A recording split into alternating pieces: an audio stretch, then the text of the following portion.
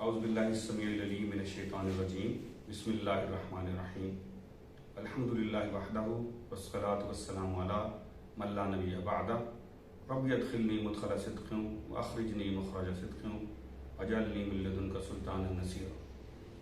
گزشتہ سے پیوستہ ہم گفتگو جو کر رہے تھے، ہم نے اسلام کی 3 بنیادی عقائد کی بات کی اور اس میں سے ہم نے جو توحید ہے، اللہ ہے، اس کے بارے میں تفصیلی بات بھی کر رہے ہیں۔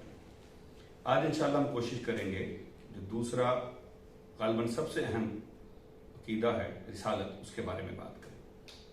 اب رسالت کے بارے میں گفتگو کی ویسے بہت ساری جہات ہیں، بہت ساری ڈائمینشنز ہیں۔ رسول کیوں آئے، کون سے مذاہب میں رسول جب آئے تو ان کے پاس کیا پیغامات تھے، ہمارے رسول صلی اللہ علیہ وآلہ وسلم آخری رسول کیوں ہیں۔ آج لیکن ہم ان موضوعات سے تھوڑا سا اعتراض کر کے اس بنیادی انڈرسٹینڈنگ سے آگے چلیں گے کہ ہمیں معلوم ہے کہ رسول اللہ صلی اللہ علیہ وسلم اللہ کے آخری رسول ہیں، اور اب سے لے کے جب سے وہ تشریف لائے تب سے لے کے جب تک قیامت برپا نہیں ہوتی وہی رسول ہیں۔ اب یہاں سے گفتگو شروع کریں گے تو گفتگو کو سمیٹنا اور فوکس رکھنا آسان ہوگا۔ سب سے پہلی بات جو ضروری ہے وہ یہ ہے کہ رسالت کی اہمیت کیا ہے۔ رسالت کا بغیر اللہ ایگزسٹ نہیں کرتے۔ اللہ ہیں، وہ کیسے ہیں، ان کا کیا اختیار ہے، یہ تمام پیغامات رسول ہم تک پہنچاتے ہیں علیہ الصلوۃ والسلام علیہ اجمعین۔ یہی صورتحال ہمارے آخری پیغمبر صلی اللہ علیہ وسلم کی بھی ہے۔ تو جب ہمیں بتاتے ہی رسول آ کے ہیں کہ اللہ کون ہے، تو اگر خدا نہ خواستہ رسول کو بیچ میں سے نکال لیں تو اللہ بھی ایگزسٹ نہیں کرتے، کتاب بھی ایگزسٹ نہیں کرتی۔ تو جب کتاب اور اللہ ایگزسٹ نہیں کرتے تو تمام دین کا، اسلام کا پورا کانسیپٹ ہی پھر ایگزسٹ ہی نہیں کرتا۔ تو رسول کی بنیادی اہمیت یہ ہے۔ اب اس کے بارے میں بے شمار گفتگو ہوتی ہے، لیکن جو گفتگو ختم کی ہے جناب شیخ سعدی نے وہ سب سے آسان ہے۔ بعد از خدا بزرگ توئی قصہ مختصر۔ اردو میں ہم اس کو ترجمہ کرتے ہیں کہ رسول اللہ نہیں ہوتے، باقی سب کچھ وہی ہوتے ہیں۔ بس یہی ایک جو باریک لکیر ہے، اس پہ اگر ہم قائم رہیں تو ہم رسالت کا، ادب کا جو تقاضا ہے وہ بھی پورا کر لیتے ہیں، اور ہم جو غلو ہوتا ہے، ایگزیجریشن ہوتی ہے رسالت کے بارے میں، جہاں وہ خدا تک پہنچایا جاتا ہے جو عیسائیوں نے، یہودیوں نے پہنچایا، ہم اس سے بھی بچ جاتے ہیں۔ تو اللہ نہیں ہوتے وہ، باقی سب کچھ وہی ہوتے ہیں۔ اب یہ جو بات ہے یہ کہاں سے آئی ہے؟ یہ بات جس طرح ہم پہلے دن سے کہہ رہے ہیں، ہم اس کو قرآن و حدیث پہ لے کے جائیں گے، اور جب رسول بیچ میں ہیں تو پہلے قرآن پہ لے کے جائیں گے۔ بسم اللہ الرحمن الرحیم، الحمدللہ رب العالمین الرحمن الرحیم۔ یہ اللہ تعالیٰ کے بارے میں گفتگو کرتے ہوئے ہم نے کہا اللہ کے 3 بنیادی بیسک آفیسز ہیں جو وہ چلاتے ہیں۔ آگے فرمایا وَمَا أَرْسَلْنَاكَ إِلَّا رَحْمَةً لِّلْعَالَمِينَ۔ اب یہاں اگر آپ سادہ سی کونوٹیشن بنائیں تو عالمین کامن ہو گیا، وہ رب ہیں عالمین کے، یہ رحمت ہیں عالمین کے لیے۔ لیکن وہ خود کو بھی تو فرما رہے ہیں الرحمن الرحیم، وہ خود کو فرما رہے ہیں کتب علی نفسی الرحمہ، کہ میں نے اپنے اوپر رحمت فرض کی ہوئی ہے، لکھ لی ہے۔ وہ خود بھی تو فرما رہے ہیں اللہ تعالیٰ کہ میری رحمت میرے غضب سے وسیع تر ہے۔ یہ کامن علاقہ آ گیا۔ تو مجھے اگر آپ اجازت دیں اس ساری بات چیت کو اپنے انداز میں بیان کرنے کی، تو رب العالمین نے جب عالمین کی مخلوقات کے ساتھ اپنی رحمت کو مجسم کرنا چاہا تو رسول اللہ صلی اللہ علیہ وآلہ وسلم کو بھیج دی۔ تو اللہ کی رحمت کے جتنے انسٹیٹیوٹ ہیں وہ مجسم جب ہوئے مخلوقات کے لیے تو محمد بن گئے صلی اللہ علیہ وآلہ وسلم۔ اب اس مخلوقات میں یہ بھی ایک علیحدہ ڈسکشن ہے، صرف انسان یا ابن آدم شامل نہیں ہے۔ یہ انسانی حقوق کے ساتھ جانوروں کے حقوق، جانوروں پہ رحم، یہ معاملات موجودہ زمانے کے روشن خیال دانشوروں نے تو کچھ 100 سال پہلے شروع کیے، ہمارے ہاں ہمیشہ سے کئی گفتگو لگا۔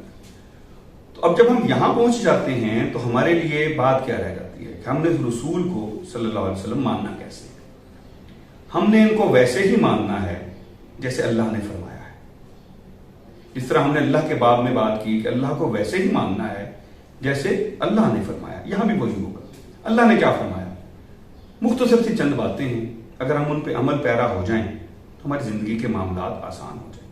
یہ ہمارا دوسرا تھیسس ہوتا ہے کہ صرف باتیں نہ کی جائیں، کال ٹو ایکشن بھی دیا جائے۔ پہلے تو وہ رب العالمین ہے، یہ رحمت للعالمین، بات ختم ہو گئی۔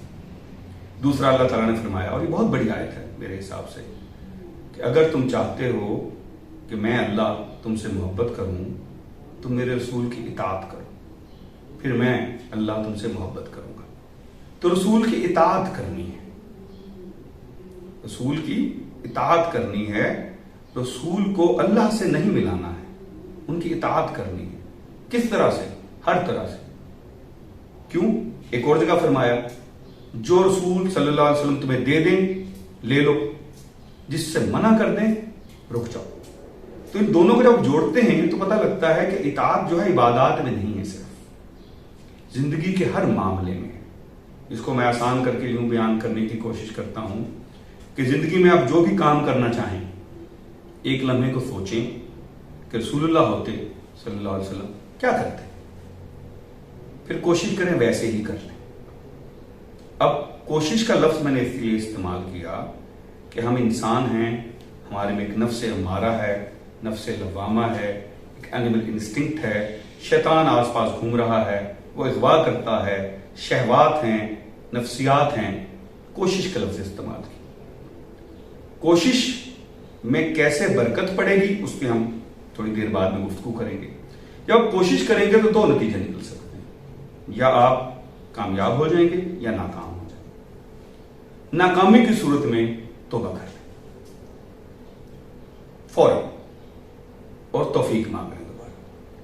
کامیابی کی صورت میں شکر ادا کریں اللہ کا اور درجات میں بلندی کی توفیق مانگیں، کیونکہ آج میں یقیناً کسی بھی عمل میں رسول اللہ کو اس طرح فالو نہیں کر سکوں گا، اس طرح اتباع نہیں کر سکوں گا جس طرح آپ ہیں۔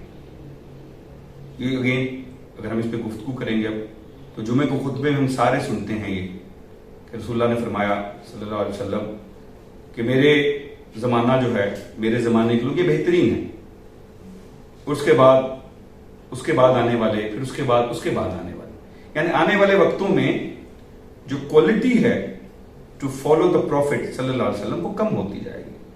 ہمیں اس پہ کوئی اعتراض نہیں، رسول اللہ کو بھی اس پہ کوئی اعتراض نہیں، ہم نے اس کو فالو کر۔ اب دوسرا مرحلہ آ گیا جو میں نے کہا کال ٹو ایکشن کیا ہے۔ کال ٹو ایکشن یہ ہے کہ آپ جب تک انٹلیکچولی